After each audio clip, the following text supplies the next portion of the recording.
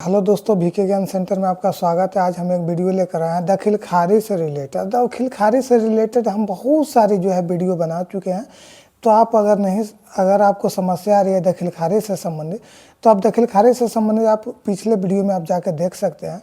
और अभी जो अपडेट आई है, दखिल खारिज और अन्य राजस्व मामले में अनावश्यक देरी नहीं चलेगी। जो हमारे बिहार सरकार, जो हमारे विजय सिन्हा जी हैं, राजस्व विभाग के मंत्री हैं, डेली अपडेट कुछ न कुछ ला रहे हैं। तो सब न्यायालय और लंबित मामलों को स्पष्ट परिभाषा जारी कर दी गई है ताकि मामलों को लटकाया ना जा सके। तो बहुत सारी ऐसी मामले थी दखिल खारिज से रिलेटेड, बहुत समस्या आ रही थी कि हमने दखिल खारिज के लिए आवेदन दे दिए हैं, अभी तक मेरा कुछ पता नहीं चल रहा है। तो स्टेटस भी अब आप चेक कर सकते हैं कि मेरा जो स्टेटस है वो हम क्या अभी तक क्या प्रोसेस में हम पहुंचे हैं दखिल खारिज से रिलेटेड। दखिल खारिज नहीं, किसान से रिलेटेड या तो फिर भू राजस्व से रिलेटेड जितनी सारी आपकी बातें हैं सब आप देख सकते हैं स्टेटस के जरिए।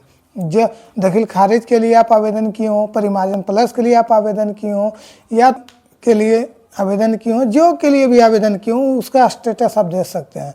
तो यह फैसला आम नागरिकों के लिए और वास्तविक खरीदारों को सीधे राहत देने का काम करेगा। कब रुकेगी और कब नहीं, जो राजस्व विभाग के मंत्री हैं, जो राजस्व विभाग के अगर जो अंचलाधिकारी रहेंगे, हल्का कर्मचारी रहेंगे, तो कब कब कैसे कैसे करना है, तो सिर्फ तभी रुकेगी।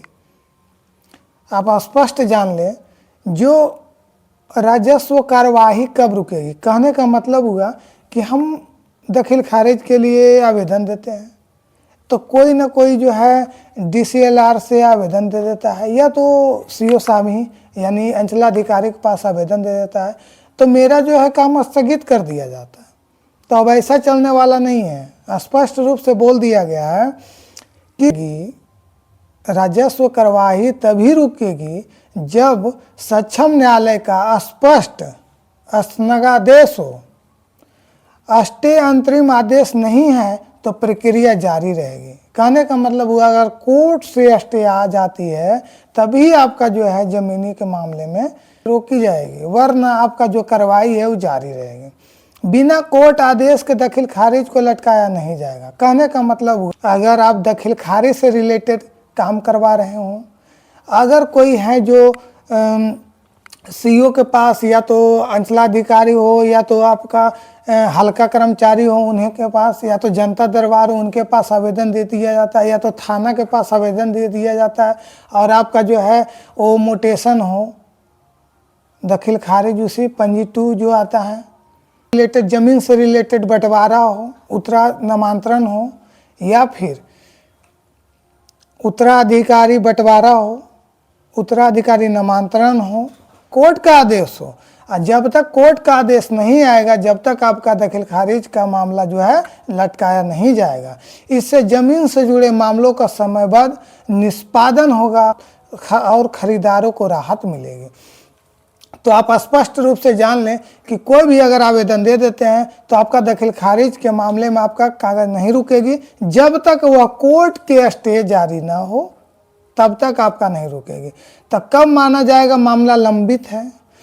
जब बात विधिवत स्वीकार हो चुका हो और नोटिस निकल चुका हो, कोर्ट का स्टे ऑर्डर, इंजंक्शन या स्टेटस क्वे प्रभावी हो, तभी हो सकता है, और अन्यथा नहीं होने वाली है। सिर्फ आवेदन या आपत्ति देना लंबित नहीं माना जाएगा। केवल वाद की कॉपी दिखाने से काम नहीं रुकेगा। कहने का मतलब हुआ कि यह जमीन पर वाद विवाद है, झगड़ा है और आपका काम रोक दिया जाता था, तो अब ऐसा कुछ नहीं है। जब तक वह न्यायालय से स्टे जारी नहीं किया जाएगा तब तक आपका मामला, जब तक आपका जो राजस्व कार्रवाई है उसमें आपका हस्तक्षेप नहीं किया जाएगा। और जैसे ही कोर्ट का नोटिस जारी हो जाता है, आपके पास कोर्ट का स्टे लग जाती है, तो आपका काम हुआ रुक जाएगा। अब किसे माना जाएगा समक्ष न्यायालय? कहने का मतलब हुआ दीवानी न्यायालय, पटना उच्च न्यायालय और सर्वोच्च न्यायालय, DCLR अपर समहर्ता, आयुक्त न्यायालय समहर्ता, विधि द्वारा अधिकृत राजस्व न्यायालय और बिहार भूमि न्यायालय BLT के द्वारा। कहने का मतलब हुआ अब किसे माना जाएगा कि सक्षम न्यायालय है भाई? तो वह जो है दीवानी न्यायालय के द्वारा अगर नोटिस जारी हो, पटना उच्च न्यायालय या सर्वोच्च न्यायालय के द्वारा हो, या तो DCLR अपर समहर्ता के द्वारा हो, या तो समहर्ता के द्वारा हो, या फिर आयुक्त न्यायालय के द्वारा हो, विधि द्वारा अधिकृत राजस्व न्यायालय या तो बिहार भूमि न्यायाधीश BLT के द्वारा हो। तो ये बहुत सारी प्रक्रिया। दाखिल खारिज मामलों में अब नहीं होगा अनावश्यक विलंब। नहीं, सक्षम न्यायालय और लंबित की स्पष्ट परिभाषा जारी कर दी गई। अलग अलग व्याख्या के कारण जो मामले अटक रहे थे अब वह नहीं, अब वह खत्म हो जाएगा। राजस्व मामले में एक रूपता आएगी, आम नागरिकों को तेज और पारदर्शी सेवा मिलेगी। यह दाखिल खारिज से रिलेटेड जितने सारे मामले थे हमने बता दिए, और जैसे ही कोई अपडेट बिहार राजस्व विभाग के द्वारा अगर कोई अपडेट आती है तो हम आपको बताने का काम करेंगे।